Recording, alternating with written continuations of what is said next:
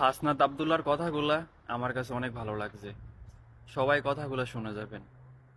আসলে দোষ শুধু নেতাদের দিলে হবে না, দোষ কিন্তু আমাদেরও আছে, আমাদের অনেক ভুল আছে।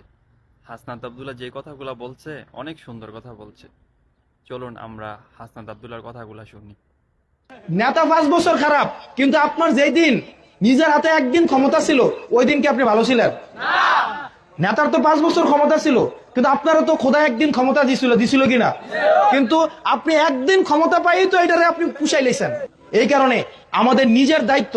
আমাদের নেতা খারাপ, নেতা গমচুরি করে, নেতা কানাডা বাড়ি বানাইছে, নেতা আমেরিকা বাড়ি বানাইছে, নেতা কলকাতা পলাই গেছে গা, কিন্তু ভোটের আগের দিন রাইতে যে 2000 টাকা করে নিছেন।